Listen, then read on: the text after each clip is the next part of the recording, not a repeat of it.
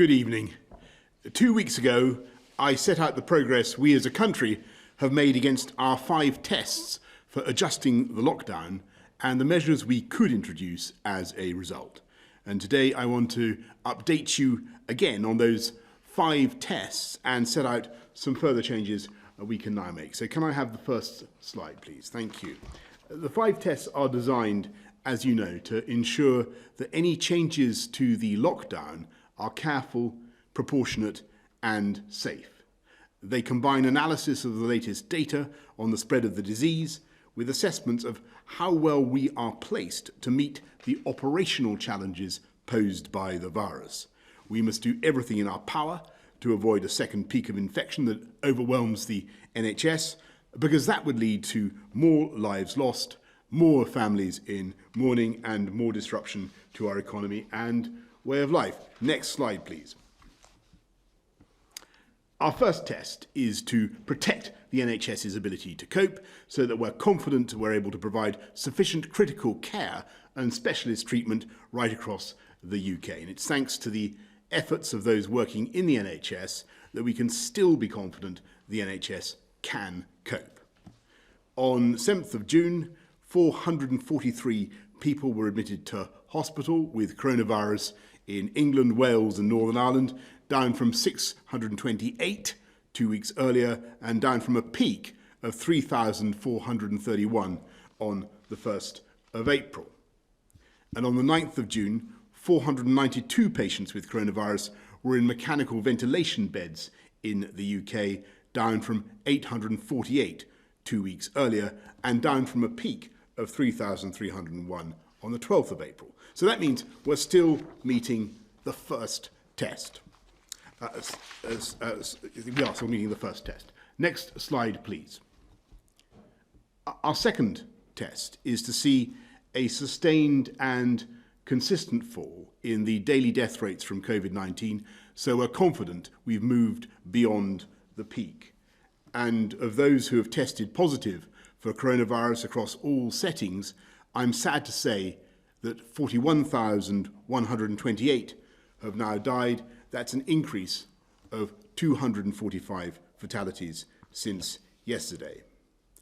As measured by a 7-day rolling average, the UK daily death rate now stands at 200, down from 300 2 weeks ago and down from a peak of 943 on the 14th of April. So the death rate has continued to fall, and so the second test is still being met. Next slide, please. Our third test is to receive reliable data from SAGE showing that the rate of infection, the number of people catching COVID, is decreasing to manageable levels across the board.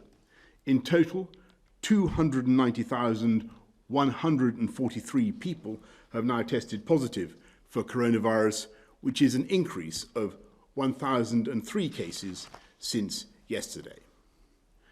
The 7-day rolling average of new positive cases found through testing is now 1,419, down from 2,416 2 weeks ago and down from a peak of 5,195 in the first week of May. In a moment, Sir Patrick will talk us through SAGE's latest assessment of the R and other evidence on infection rates. Based on the various data available, the government is satisfied the third test is being met. Next slide, please. Our fourth test is that we must be confident that the range of operational challenges, including on testing capacity and personal protective equipment, are in hand with supply able to meet future demand. Yesterday, 170,379 tests were carried out or posted out, across the UK, compared to around 12,000 at the start of April. The total now stands at 6,042,622. Tomorrow, the Health Secretary will provide an update on how NHS Test and Trace is performing. On PPE, we have secured over 150 deals with new suppliers around the world and procured 2.2 billion items of PPE to be manufactured domestically. Despite the immensely frustrating difficulties we've faced with PPE and testing in the past, this progress means we are now satisfied that the fourth test is being met. Though, of course, we remain vigilant. Next slide, please. Our fifth and final test is that we must be confident that any adjustments to the current measures will not risk a second peak of infections that overwhelms the NHS. And I'm grateful to the Chief Scientific Advisor and the Chief Medical Officer for their advice on the measures I'm about to set out. And on this basis, I can confirm that the government judges we have met the fifth test. Therefore, the government is satisfied that all 5 tests are met or still being met, and we can proceed with the following further adjustments to the lockdown in England. A month ago, I set out our roadmap to recovery, and that explained the gradual steps we would take to ease the lockdown as the data and the evidence allows. The measures it contained were all conditional and conditional on continued progress in tackling the virus. We are continuing to follow our roadmap while adjusting our approach as we need to, as we always said we would. Although we are tackling this virus as one United Kingdom, it remains the case that the devolved administrations are responsible for lockdown in Scotland, Wales and Northern Ireland, and it's right that they should move at the right pace for them according to their circumstances. And so for that reason, the specific measures I'm about to set out apply in England only. First, on retail, shops. This has been the most challenging period for shops and high streets in our history. Never before have all shops been ordered to shut in this way. It's now been 82 days since we asked these shops to close their doors, and I know the toll this has taken, which is why I am so pleased that, as the Business Secretary confirmed yesterday, we can now allow all shops to reopen from Monday. It's vital that establishments should ensure they're meeting COVID-secure guidelines before they reopen. That way we can keep staff and customers safe while we get retail going. Second, on social contact. I know how difficult the past months have been for people cut off from their friends and family. Last Monday, we relaxed the rules on meeting outdoors so that groups of up to 6 could gather, provided they are socially distant. We did so in the knowledge that transmission of the virus is much lower outdoors, so we could make this change in a safe way. But there are too many people, still too many people, particularly those who live by themselves, who are lonely and struggling with being unable to see friends and family. So from this weekend, we will allow single adult households, so adults living alone or single parents with children under 18, to form a support bubble with one other household. All those in a support bubble will be able to act as if they live in the same household, meaning they can spend time together inside each other's homes and do not need to stay 2 meters apart. I want to stress that support bubbles must be exclusive, meaning you can't switch the household you are in a bubble with or connect with multiple households.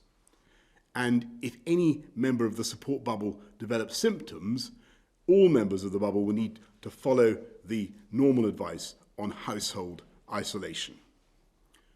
We're making this change to support those who are particularly lonely as a result of lockdown measures. It's a targeted intervention to limit the most harmful effects of the current social restrictions. It is emphatically not designed for people who don't qualify to start meeting inside other people's homes, because that remains against the law. Unfortunately, we cannot advise anyone who is shielding to form a support bubble at this stage, given their particular vulnerability to the virus. However, I want to say I know how hard it is for those of you who are shielding, and we will say more next week about the arrangements that will be in place for you beyond the end of June. Third, on outdoor attractions. Because the risk of transmission is lower outdoors, we can open up some more outdoor attractions for people to enjoy this summer. So from Monday, we will allow outdoor attractions where people can stay in their cars, such as safari parks and drive-in cinemas, to open. I'm very grateful to the zoo industry for their cooperation and forbearance, and I'm happy to confirm that they too can reopen from Monday, provided visitor numbers are managed and safeguards put in place. That includes keeping indoor areas, such as reptile houses, closed and facilitating social distancing. Finally, we will allow places of worship to open for individual prayer this weekend, and I hope that will be of some comfort to those of faith who have been unable to go to their place of worship. As set out in our roadmap, the next set of changes, step 3, will not begin until the 4th of July at the earliest, as the evidence allows.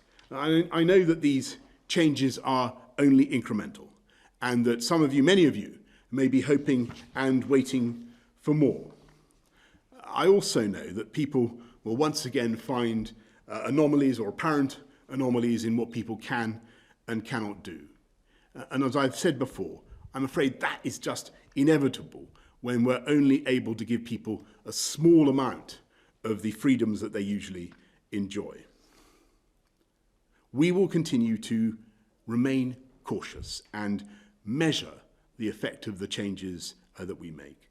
And as I've always said, we won't hesitate to apply the brakes if that is what the situation requires. And that has meant moving slower than we would have liked in some areas.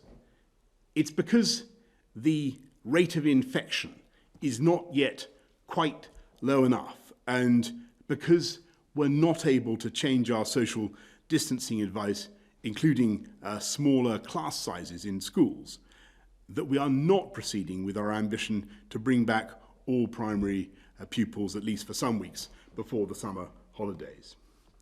Instead, we're working with teachers to bring back as many pupils as we can within those smaller class sizes. We do fully intend to bring back all children back to school in September, provided the progress we are making continues, so I hope it will. That is our focus, and it is consistent, that is, with the approach that's being taken by many other countries in Europe.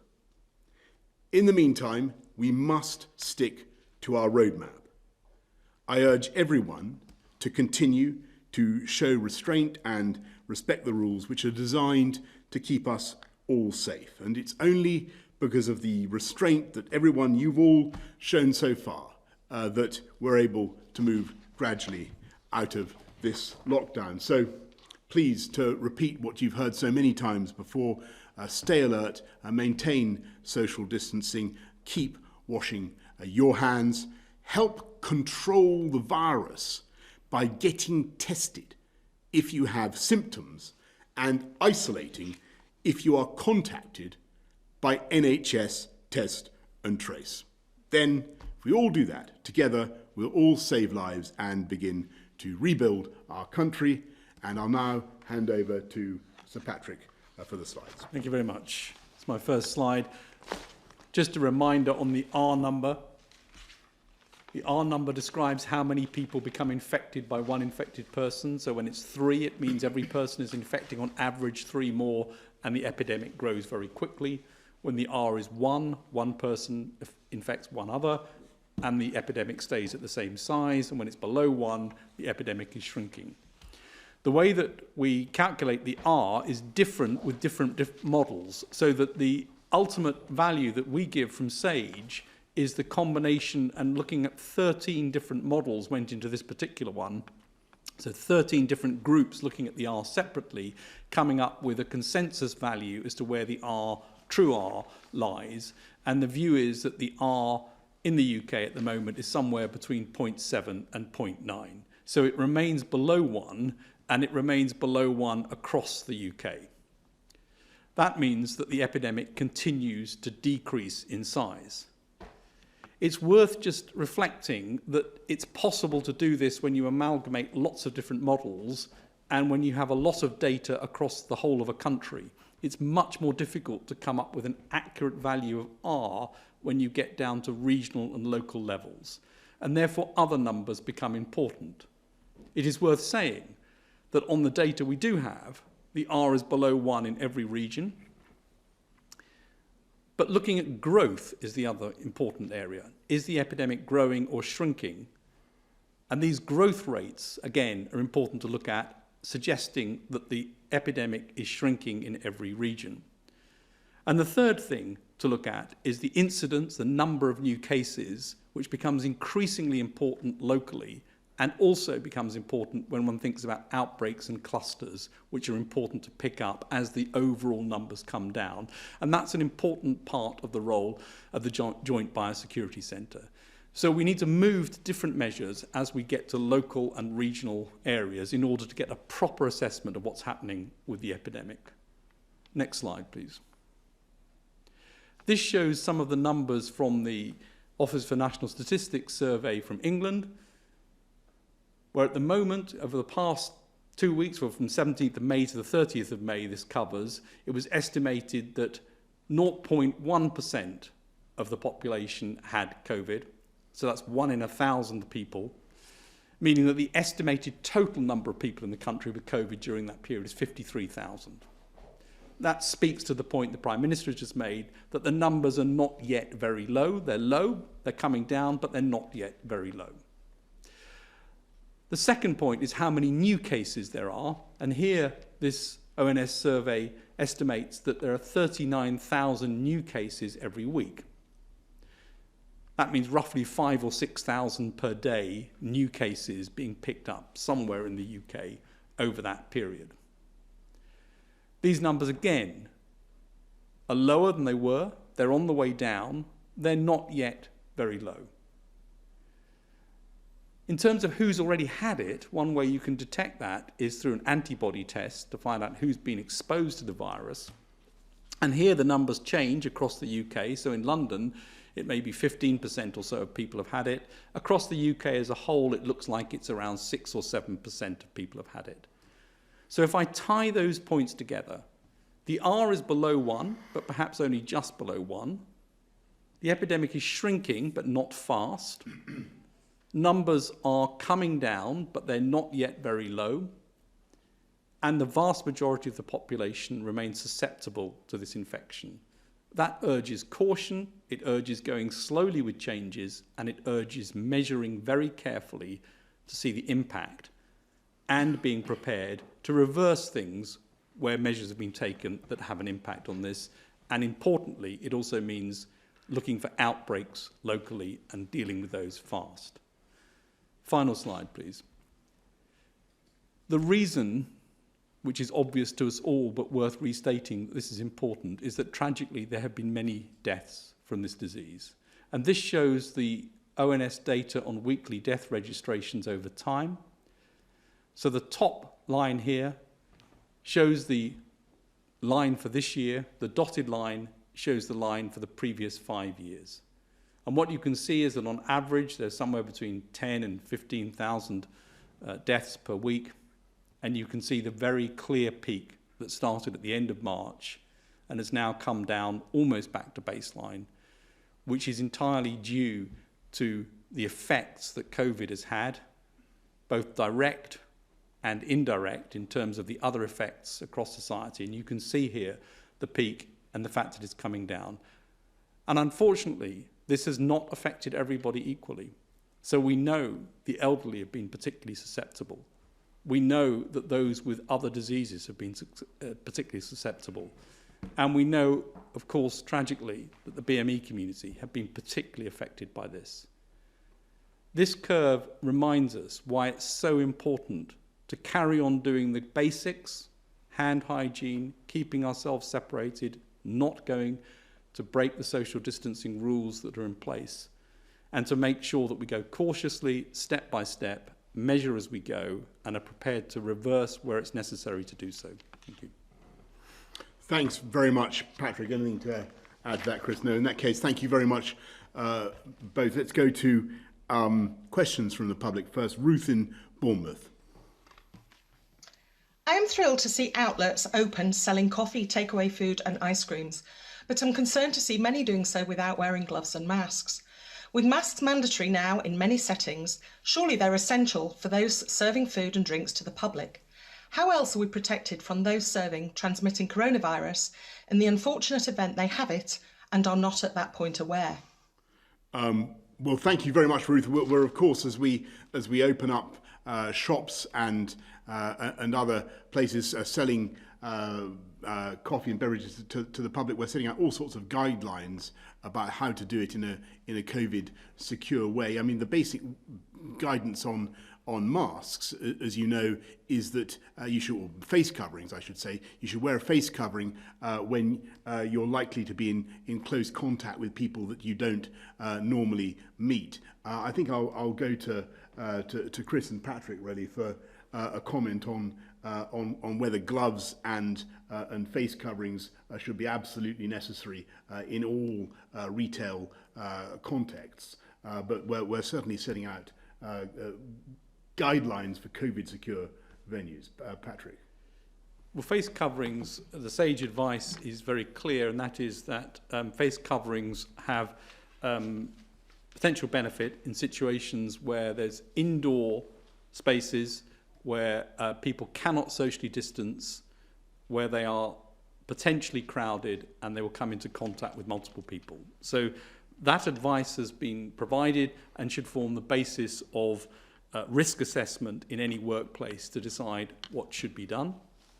It's absolutely the case, and you're right, that touching and surface contact is a major form of spreading this disease, and therefore other measures, including the wearing of gloves, can be important in certain circumstances. This needs to be a risk-by-risk assessment in different workplaces to decide what's appropriate for each individual workplace.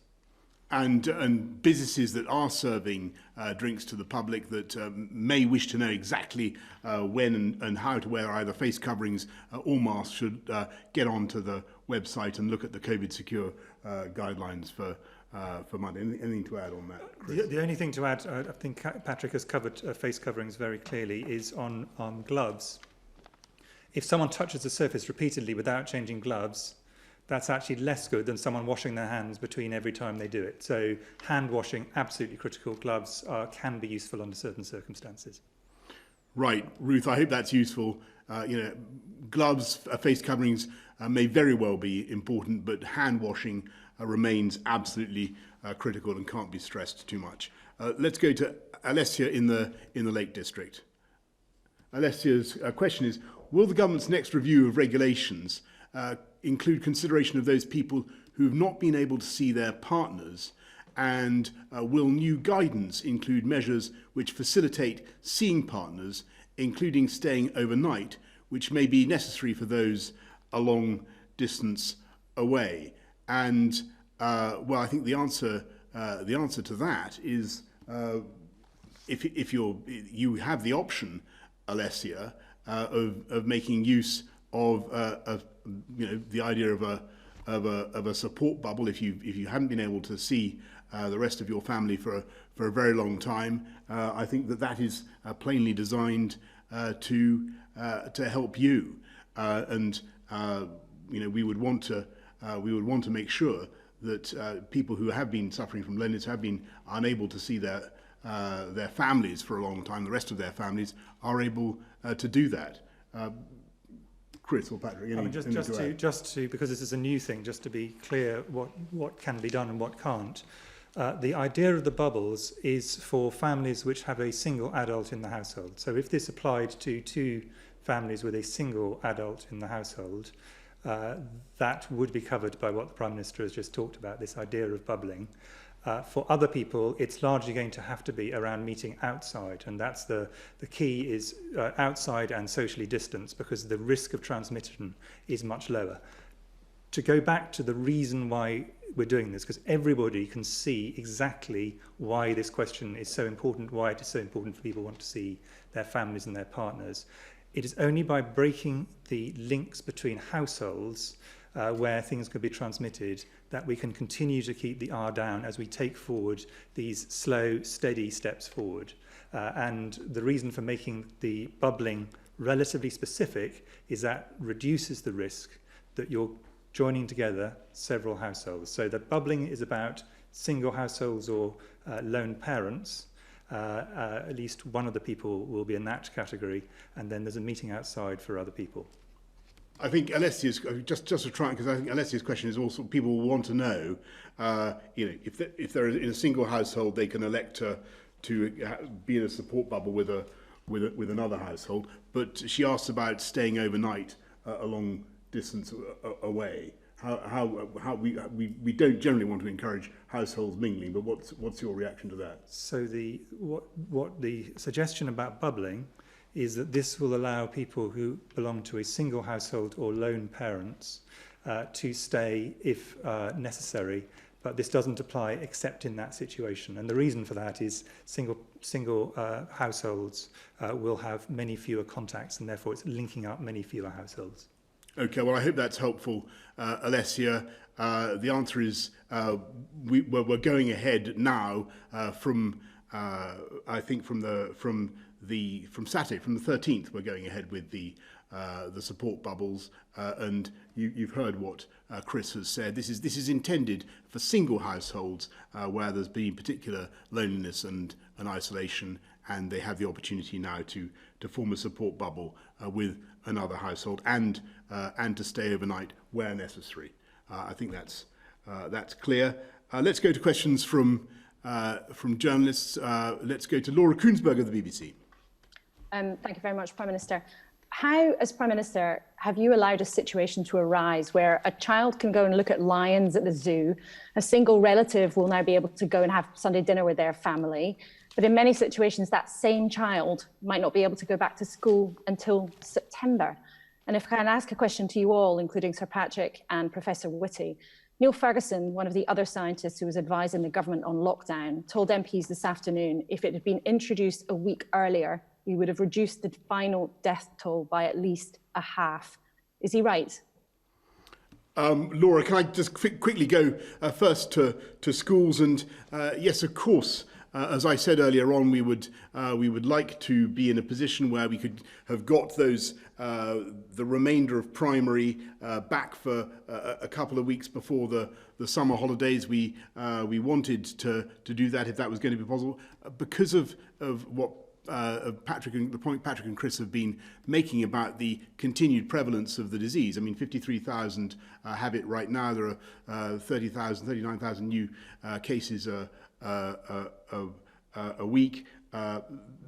Clearly, we've got it right down, but it's not quite down far enough to change the social distancing measures that we have in our schools. So what we'll be doing is a huge amount of catch-up for pupils over the summer months, and the Secretary of State for Education will be announcing, Gavin Williamson will be setting out a lot more next week about the catch-up programme. What I would also point out is that the BBC has very helpfully provided a guide to what other European countries are doing, and you can see that actually, in Italy, Ireland, all schools remain shut until September. Spain, no primary schools going back, or very few primary kids going back. France and Germany, only partial openings. We're very much in line, or actually slightly ahead of some other European countries in what we're doing. We're taking a more cautious approach than some, but slightly ahead of others, and I think that's the right place to be. Should I answer? Yes, sorry. On the second question, I'm really going to ask the members of SAGE to comment. and Neil Ferguson was obviously a member of SAGE, and I think he went on after that initial comment to say, now's not the time to second guess. And I think the general point is, should we go back and look carefully at the phasing of the measures, the different groups of measures, which ones made the biggest impact? Can we see in retrospect which ones are most important? That's going to be important for judging the future, should this happen again in the winter. And there's time to go back and do all of that analysis, and we absolutely should go back and look. It's very important to understand, very important to shape whatever it is we do in the future. So I think those are important scientific questions to address, and they haven't yet been fully addressed. I mean, I completely obviously agree with Patrick. I mean, we both come from a trade where looking back and working out what you would have done, knowing what you now know, is absolutely routine, and it's how you improve on what you do. But I think if we, I mean, just on Professor Ferguson's point, I mean, I think a variety of different people are going to come with different answers on the timings question. Actually, we're not going to get an identical situation to what we had then, not least because we actually know a lot more and have a lot more information. Part of the problem we had at that stage was that we had very limited information about this virus. There's still a lot we don't know, but we know a lot more now. But what I think is much more critical for we do need to start looking at, even at this point, is what is the best combinations of measures that have the biggest impact on reducing the virus, but have the least impact on society for that effect. And there's clearly a very complicated balancing act. And that's partly for allowing us to release the various lockdown measures in a sensible, measured, steady way, as the Prime Minister was laying out. But we have to take that very, very carefully. But we also have to accept that we could find ourselves in one of three situations. One is where the virus, we actually have a situation where it starts to escape control, and that the aim for going very slowly is to prevent that from happening, but that's a risk, and we need to know which ones to reintroduce there. The second situation is we all think there is a reasonable chance that in the winter this virus will have some advantages it doesn't have at the rest of the year. It's something which transmits more easily indoors, for example, and therefore things that are working well in summer and autumn may cease to be working as well in winter, and we need to know what combination of additional things we might have to introduce or reintroduce at that stage to cover a difficult period of the year. And then finally, the nature of new epidemics is very often they come in waves, circling around the world, and if we get hit by another wave, at that point we need to understand better what is the optimal mix of things we can do. So I think there is a lot we should be doing, even at this stage, to work out optimum mixes of things. Timings strike me as something which is important. We're learning more the whole time. We'll give a better answer to that the whole time. But that, to some extent, doesn't really help us for the future to the same extent. Thanks very much. And I just want to repeat, I should have made it absolutely clear at the beginning, I hope I did, that we fully intend to get all schools, all pupils back by September, if, as I say, the science and our battle against the disease allows it, which I very much hope they will. But in the meantime, I want to thank teachers very much for all they've done to keep so many schools open throughout the crisis. Thank parents and pupils. It was never going to be easy to restart all of primary schools in the way that we have, but we've got substantial numbers now going back into some of these years. Year 6 in particular, it's growing every day, and so thank you very much. We'll continue to make progress on that. Can we go to Prime Minister, can I just ask you Dan? to address that point? I think we're not going to have follow-ups, Laura, with great respect. I haven't given follow-ups before, but are you desperate for a follow-up? Go on. I think you need to unmute Laura. Well, yeah, could you address that point made by Professor Ferguson? Well, yes, I really have nothing to add to the views of the members of SAGE. I think that we'll have to all such judgments. I think will need to be examined in the fullness of time. And Professor Ferguson was a member of SAGE, I think, at the time, as he readily accepts. Dan Hewitt of ITV. Thank you, Prime Minister. Firstly, on schools, the Tory chair of the Education Select Committee is asking you personally to intervene, to take charge of the situation with schools.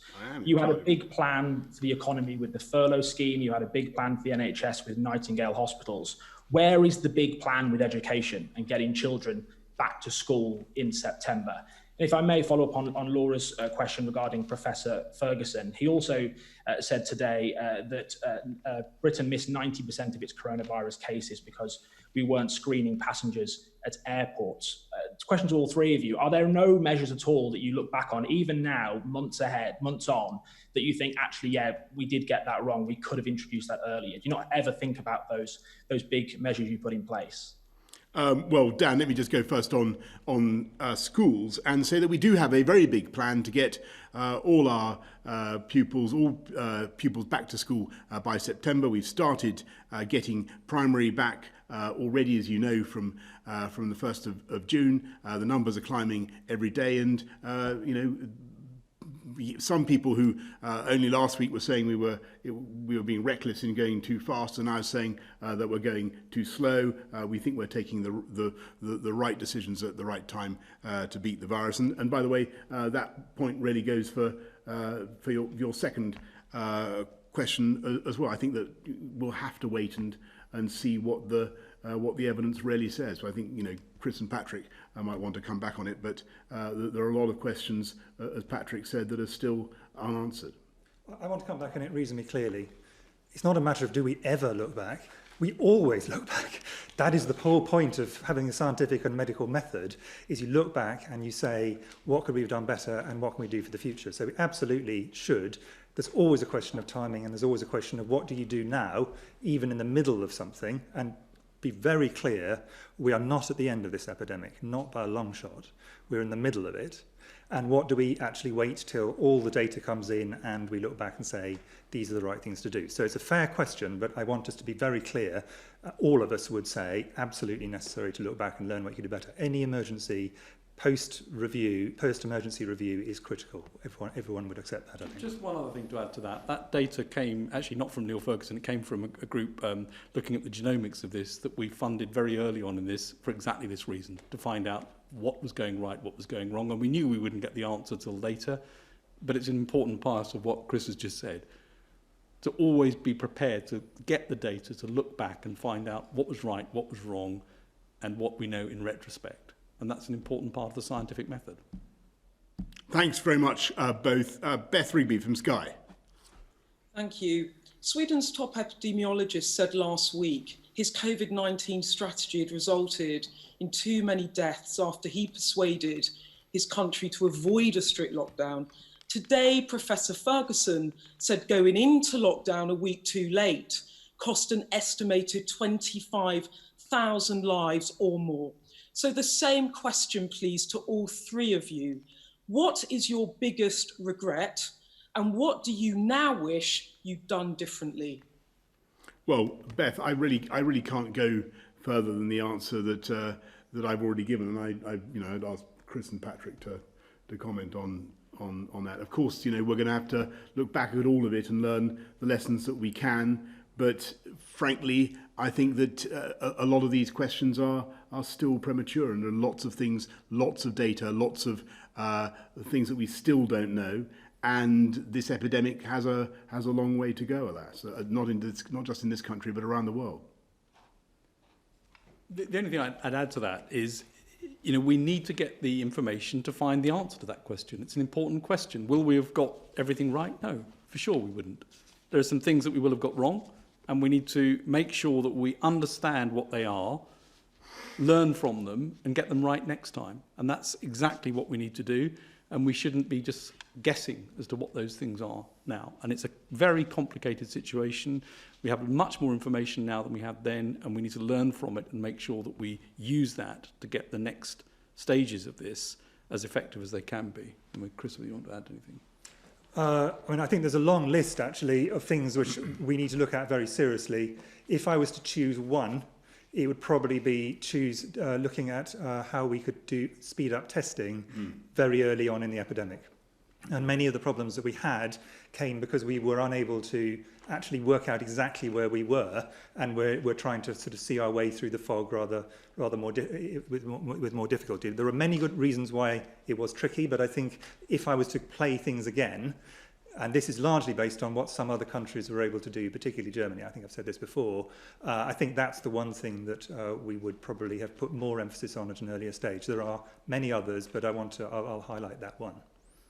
Thanks very much. Just have a quick Beth. follow-up there, please. No, may I have a quick follow-up? Yes, I Do gave you one to not Laura. regret not going into lockdown earlier? Is that not a regret of yours, given what you know now? Well, Beth, I'm really going to have to go back to what Chris and Patrick have said, You make because the I think, decisions. and You make the you know, we made the decisions at the time on the guidance of SAGE, including Professor Ferguson, that we thought were right for this country. And I think that the questions that are posed are still unanswered, and there's a lot of data that we still frankly do not have. And I think it would be, you know, I know you want me to cast judgment now on everything that happened in the months that have gone by. I just think that of course that moment will come, and of course we've got to learn lessons. But I just think that it is at this stage premature. There's still too much that we don't know. Thanks very much, Beth. Let's go to Gordon Rayner of the Telegraph. Thank you, Prime Minister. On schools, you've said that your intention is to get all children back in school by September. The problem at the moment, as you've said, is that you can only have class sizes of 15. So it seems that the only way that you can get those children back is to either increase the size of the school estate, so you have more room, or relax the 2-metre rule in order to achieve that. So which is it going to be? Thanks, Gordon. Well, of course, in primary schools, the 2-metre rule is not the issue. It's the class sizes that are the question. But both really affect the size of the school estate in question, and whether you can get all the pupils back. The problem is, as I've said earlier on, that the level of the epidemic, though it is way down, is not down as low as we would like. In order to relax the social distancing measures in schools. So we're going to get all schools back in September. As I say, if we possibly can, get all schools back in September. But it's going to be a big summer of catch-up, and not just a summer of catch-up, I should say. Gordon, we're going to keep making sure that kids get the remedial help that they need for the stuff that they've missed for months and months to come, so that they genuinely make up for lost time. So we want to have a educational catch up and an economic bounce back at the same time. Can I just ask you a quick follow up, Prime Minister? The 2-metre rule obviously is what's stopping pubs, restaurants, and lots of other things from reopening. And so, do you agree that relaxing the 2-metre rule is a political decision that's ultimately up to you to take? And are you prepared to go against your scientific advisors if they refuse to budge on 2 metres? I think thanks, Gordon. I think there's a balance of risk to be struck, and I think the issue for me is how far down we can get the incidence of disease. I mean, as Patrick has just said, we've got only 1 in 1,000 people in this country now with the virus. However, there are still 53,000 people who have it. The R is only just below 1. We have 30,000 more new cases per week. It's not down as low as I would like. And I have to be very, very mindful of the risk of new outbreaks. We've made colossal progress in the sense that NHS Test and Trace is able to isolate local outbreaks. With the Joint Biosecurity Centre is very, very helpful in enabling us to see what's going on. We will be able to do whack-a-mole with new outbreaks in schools or hospitals, and we already are. But my judgment at present is that we must proceed cautiously, I think that is shared by the overwhelming majority of the public. They want us to get on, but they want us to get on in a cautious way, and that's what we're doing. I may just add that the 2 metres is not a rule. It is not a scientific rule. It is a risk-based assessment on when risk reduces. And the risks are associated with distance, so risk falls after 2 metres, time, what mitigating factors you can put in place, which include things like whether you're sitting side by side, back to back, or face to face, whether you've got face coverings, whether there's ventilation and other measures, and the absolute risk, i.e. the number of people who've got infection at any one time. And those things which make up the overall risk assessment are what needs to be taken into account, both in terms of policy decisions and operationalisation of this in different business environments. And so, wrong to portray this as a scientific rule that says it is 2 metres or nothing. That's not what the advice has been, and it's not what the advice is now. And a series of measures explaining under what conditions the risk may differ with different distances, time, mitigating factors, and the absolute risk. Thanks very much. Pippa Crerar, Daily Mirror. Good afternoon. Prime Minister, you've said that schools aren't yet fully back because the rate of infection isn't quite low enough. So were the teaching unions right to express caution? And why hasn't education been more of a priority when it's so integral to what you say is your core aim of levelling up the British economy? And can I quickly ask the scientists as well, please? The Prime Minister set out how the 5 tests have been met, but in the plan to rebuild document that he referred to on May the 11th, it said that the changes to the lockdown, and I quote, must be warranted by the current alert level, which I think is still at 4, but maybe you can clarify that. Are you both completely comfortable about the pace at which we're easing the lockdown? Thank you. Pippa, just obviously schools are safe to go back to. They're safe for your children. That's a very, very important point. But we need to have in those schools, we need to have certain measures at the present time which are dictated by the state of the pandemic in this country. And so it's smaller class sizes or the 2 metre rule. And those obviously dictate the physical configuration of the school and make it difficult to open up all primary schools at once for all pupils. And I think people get that. But we are going to go ahead in September, if we possibly can, opening up all schools from September. So you've got a lot of primary coming back now.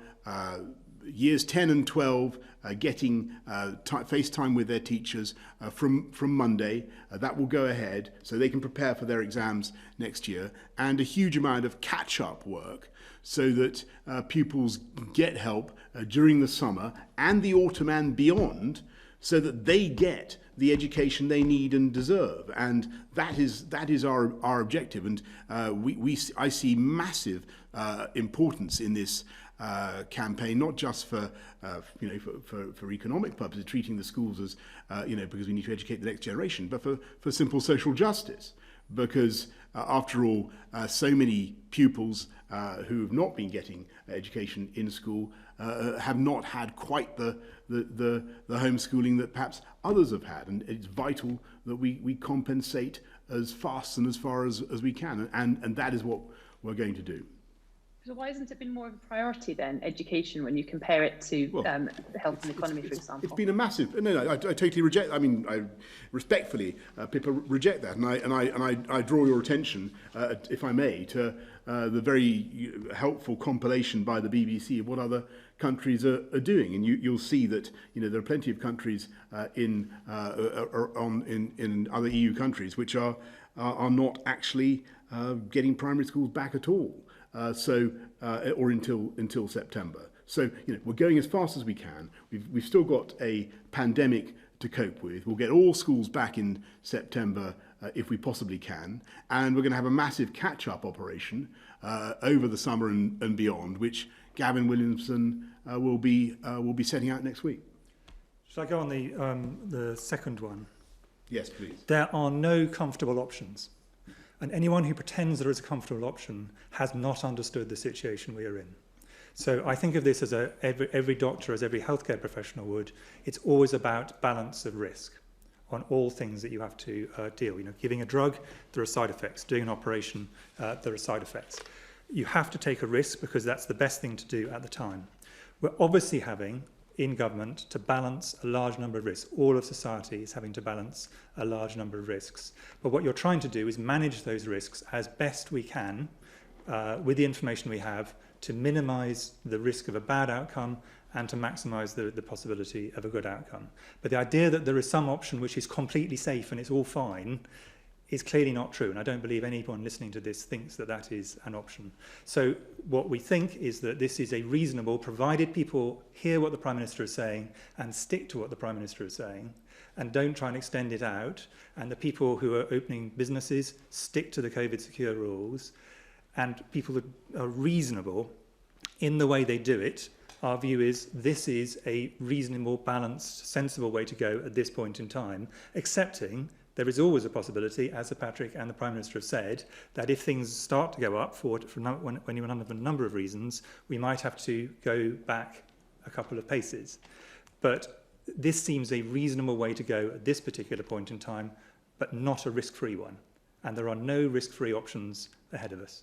And it's very important that we get test, trace and isolate really working as part of this. That has to be part of this. That's absolutely right. Thank you. Maria Zaccaro from the Southern Daily Echo. Thank you, Prime Minister. 600 people from Southampton have been asked to volunteer for a coronavirus vaccine trial. What would you like to say to them? And secondly, the pandemic has basically shut down the main industry in the city, the cruise industry. Hundreds of jobs are at risk and people fear for their future. What will you be doing to ensure the cruise industry is safe? Well, thank you very much, Maria. Like all industries, the cruise industry, I think, is going to have to go through, in the short term at least, a period of self-reinvention to make sure that it is COVID secure. And I've no doubt that it can do it. It's a great British industry. We will support it in any way that we can. And on the coronavirus trial, the 600 patients in Southampton, I'd just like to thank them very much for what they're doing. I don't know which vaccine they're trialling, but Patrick's the expert on vaccines. Well, my message is the same, which is thank you very much, because the way that vaccines are going to come through this is obviously through clinical trials now. They've got to get into clinical trials. We've got to find out what works, what doesn't, what side effects there are, which ones are tolerated, which ones are not tolerated, which ones produce a big immune response. And so the way to do that is volunteers. And every time that somebody volunteers for a trial, that is them being selfless for the rest of society. And so a big thank you from me. And I'll just add, it's not just vaccine. Can I just finish off the answer to the first one? And it's not just vaccine trials, it's all trials. And actually, Southampton has a real record of citizens taking part in trials, in studies, and this is the way medicine progresses, not just for coronavirus, but generally. So an enormous thank you for the whole of what people do to volunteer. Thank you very much, and thanks to Southampton. Listen, a lot of the questions this evening have been about, what did we get wrong in the past? What do we say about what we may have got wrong in the past? All I can say is at the moment it's simply too early to judge ourselves. We simply don't know the answer to a lot of these questions. What I can tell you is we know a lot more now than we did in January or February or even March. And one thing we really do know about tackling coronavirus is you have to proceed with caution, and that's what we're doing. We're announcing a series of what I hope you will agree are reasonable steps on shops, on support bubbles, on private prayer, on a few other things to begin to tentatively get our society back to normal. We will continue with our roadmap. We will continue to stick to our plan. And in the meantime, I hope everybody else, all of you, will continue to stick to the advice as well. Very simple advice. Follow the guidance, wash your hands, stay alert, control the virus and save lives. Thanks very much.